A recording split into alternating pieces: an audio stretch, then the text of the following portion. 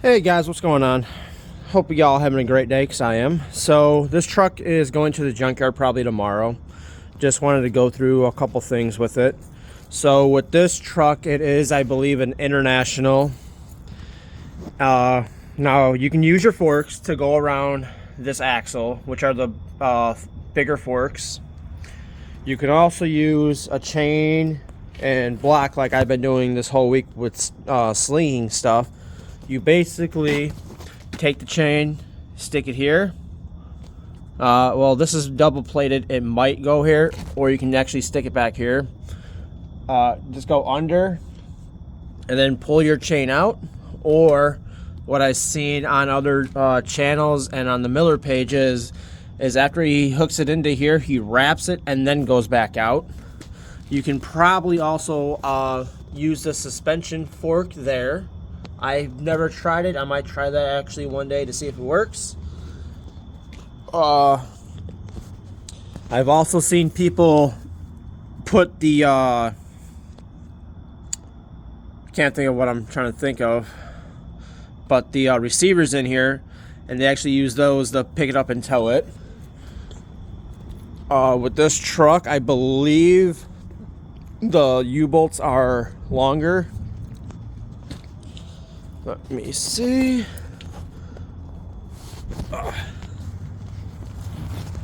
Let's get under here. Yeah, so you can definitely U-bolt fork it. I wouldn't go to the back. I would probably go up to the front right here. You might be able to get the fork like I've done on the Mack tractors and stick it between here, between the two bolts. Put a fork in there. And you could also probably, yeah, I would sling this thing from the back all day if I wanted to. Put the chain on the inside here and just come back out with it. Or I would wrap it once and then come back out with it. You would just have to tie up the axles still because there's nothing holding them. Before I started slinging with the frame hook, I used to take one long 1/2-inch chain, run it from the back all the way up underneath both of these axles and hook it straight into this frame, and then that's how I would sling.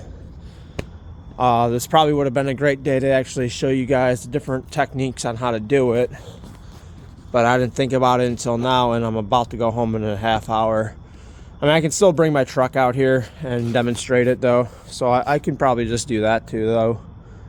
So I don't know, I got a half hour left. I might just, I'm gonna bring my truck out here and then I'm gonna go through some demonstration stuff. So give me 1 second. All right guys, so I brought my truck out here because I wanted to show you guys different ways on hooking this particular truck up, or basically any truck. I'm using this because it's actually going to the junkyard probably tomorrow. So since there's nothing blocking the frame and we can actually look at the frame, I can go over what we can do. So we can frame hook this. We can use our spring hanger forks. We can use our U-bolt forks. You can use the other forks that are in the back of our trucks. Basically, if it works, you can use it as long as it's safe. But the one thing I didn't grab out of here was my frame hook. So we need this. So you can basically tow this many different ways. You can use U-bolt forks, which are right here. This basically goes into the U-bolt, which is right here. But you don't do it at the front, you do it at the back. So I'm not going to walk all the way back just to show you. But in the back of these trucks, they have U-bolts. And basically this would slide into here. It's short, so let's just walk to the back. Let's make it nice. So, like I said, this is going to the junkyard. I should have done this earlier when I had one of the guys here. They could have helped me out, but it is what it is. So basically, this U-bolt fork goes straight into here, and that's what holds it from going back. Now, I personally go all the way up to here. I have also used our other fork, like on the Max, and you stick it into here and you can hold it. You can also sling it from the back like I've been doing all week. But remember, you got to tie up these axles when you're slinging from the back or anytime you pick up the rear of the truck, because that middle axle will drop down. Now back to the front of the truck, we have our receiver heads on. So you can actually use the block that has the hook. And basically you take your chain, you would hook it into here. That's too thick because it's double plated. So we'll go back here. And basically what you would do is just go straight up with it. Like so. And you would take your excess chain and hook it into here. So if I had this closer, I would get this as tight as I can and chain it up. Now just imagine it's closer so I don't gotta turn the truck on and all that nonsense. You can also, sometimes what I do is I double wrap it, or single wrap it I mean. So once it's wrapped, we're like that. Now I got excess chain. So once I'm over here, I can just pick this up from where I'm at and tow it. I've towed the tractors like this down to the junkyard before. I just wrapped the chain around it and got it out of here. This is the second way of towing it. You can also use spring hangers. These are nice for the Freightliners. I've used them on the box trucks, the tractors. I have never used them on a International. So basically what this does, let's just get this camera focused where I need it. So basically what this does is this plate up here, it stops from the spring popping out. You take a bolt and you stick your pin through here and you pin it off.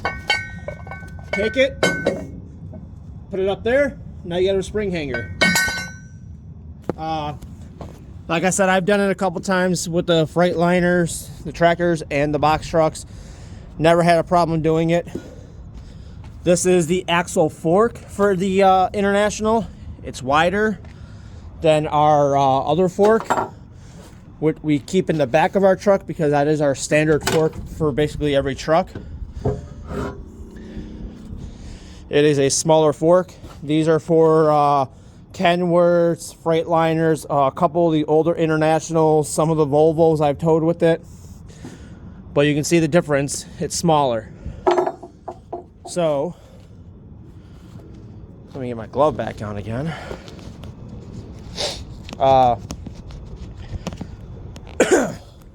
With this fork,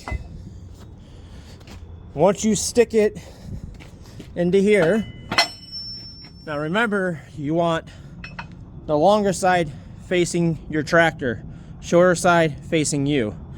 If you turn your receivers around, you gain about a couple, I want to say about 3 inches. I've actually turned these around to where my fork is over here, and it gives you a little bit more space to work with. So basically what you do is as you slide your underlift under the tractor, depending if you go high or low, these receivers go under. Once it goes under, about there, you pick up, and that's what stops the, that's how you would tie this truck down.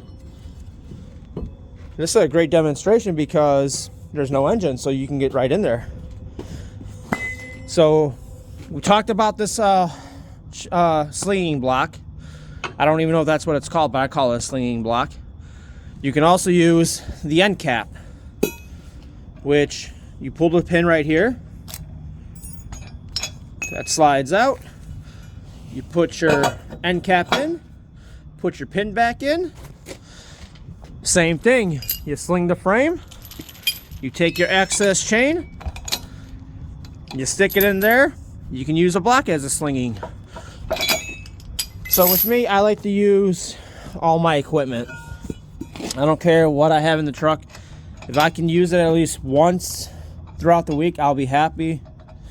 But I enjoy slinging trucks. It does take a little bit more time to do it because you don't want to really damage anything. But I mean, most times, all yours slinging the frame, which when you do that, I have, I believe it's in this box. Yeah. So I got a couple of these rubber mats that I use to put between the frame and the truck itself. This is our axle hook. I'll show you that tomorrow when I go on a tow. But if you come into here, there's a piece of metal right here, which is my angle iron. That's what I use for frame chaining, basically. So I don't have to scratch the back of the bumper. But this would be a good demonstration truck. If it does not go to the junkyard, I will have somebody help me tomorrow as I go through the different steps of what I would do to tow a truck like this. Well, like I said, this is basically your everything fork. It fits basically every truck you can think of. Sometimes it's a little tight. If it's a little tight, you gotta go with a different fork. You got your frame blocks, your end cap blocks. This would be your international. Sometimes the Volvos are like this too, that I got to use these on. Your frame hook, your U-bolt fork. I mean, different equipment's meant for different stuff. You gotta play with it basically. There is, I believe it's in the first door.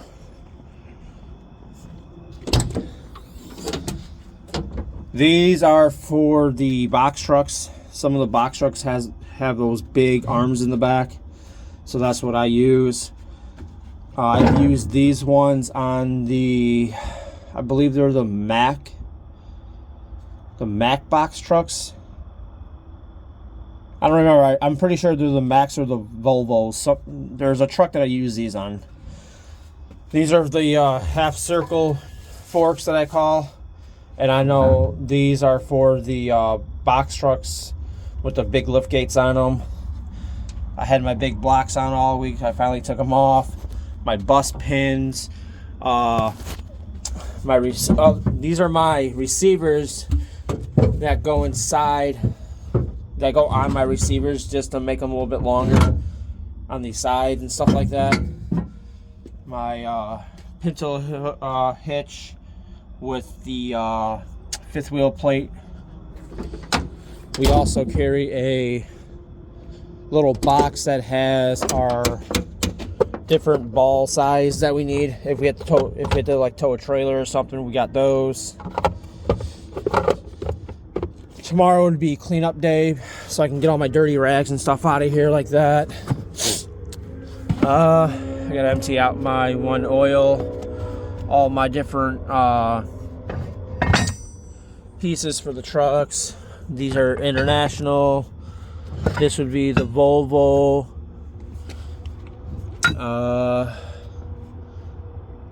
No, actually no. These are Freightliners. My green ones are international. This is the Volvo. These are my Kenworth ones, or I believe the Peterbilt as well. Basically all my little stuff. This is part of that ball hitch assembly.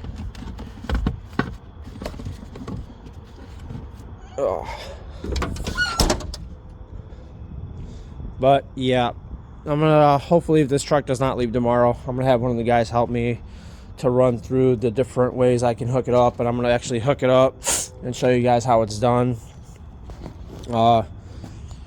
Air tanks too.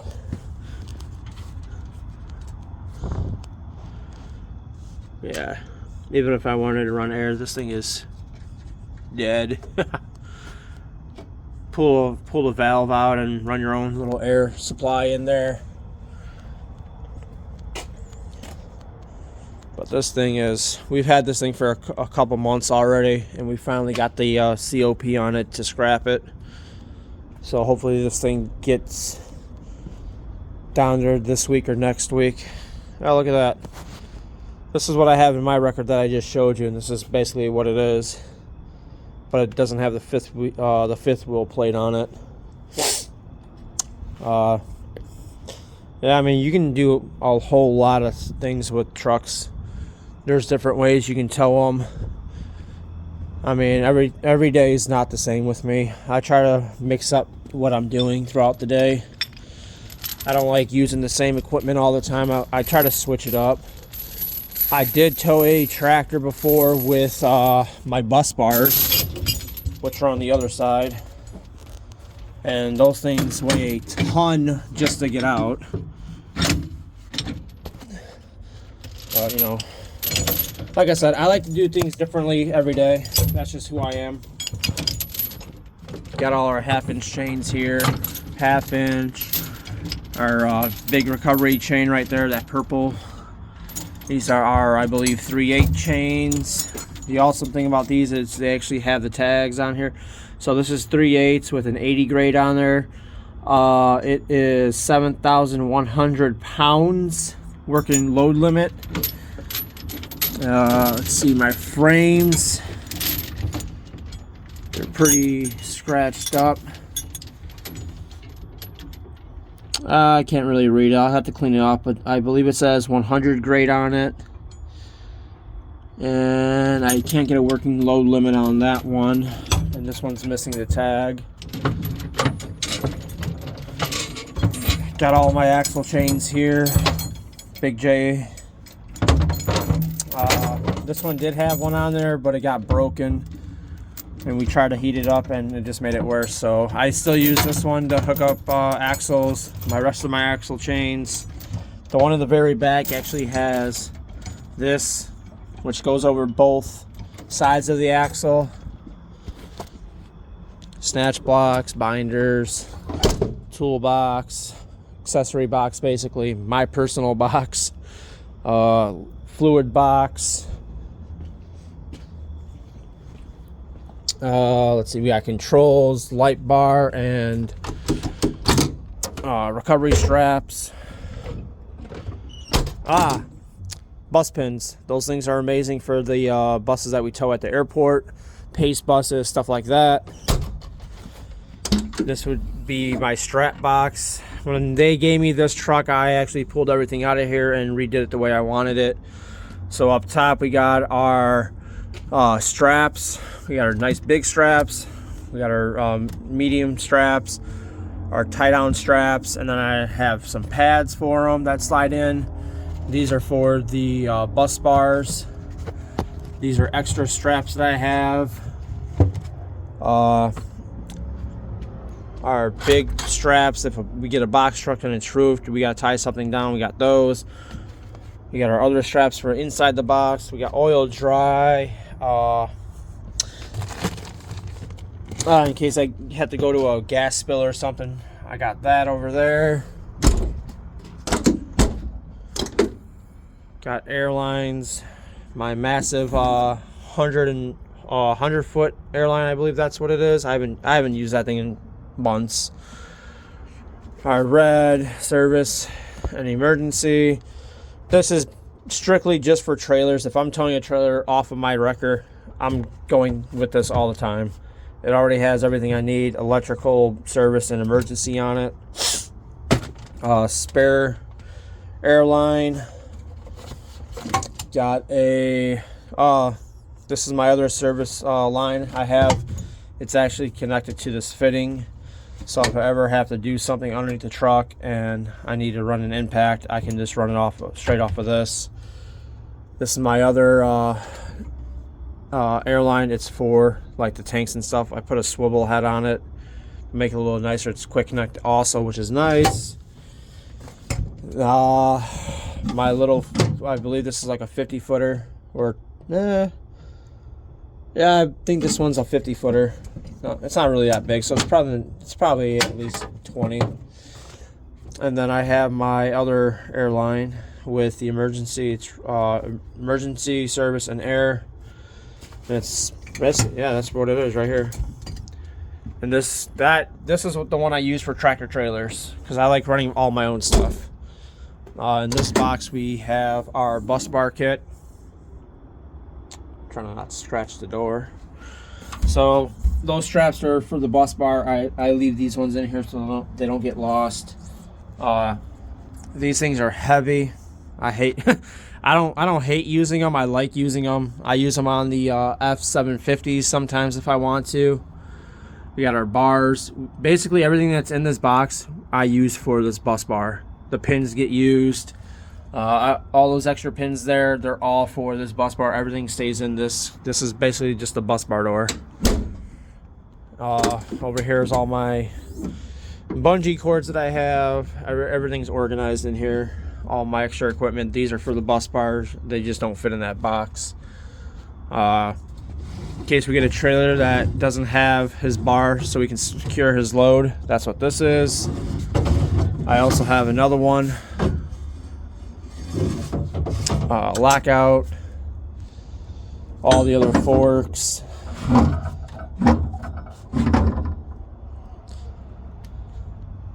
I mean, it's nice. I reorganized everything, like I said, to make it the way I wanted it, so I knew where everything was. Even if I wasn't here and somebody asked me a question, hey, where's this and this, I can tell them exactly what door and where to find it. All my forks I rearranged. I put all my bigger forks on the passenger side because those I barely use them. These are basically all my to-go forks. All the Frito-Lay trucks that we tow, like the small box trucks, they range from going to this fork to about this fork. Depends on what kind of frame it has. These are actually for the forks. If you have way too much play, what you do is you stick it on there and that actually closes the gap. So I've used these probably once or twice, but that's about it. But I'm gonna get going. Tomorrow we're gonna see what brings the day. Basically, I gotta go cut grass in the morning, and then by the time I get done with that, I'll be here. So we'll see what happens.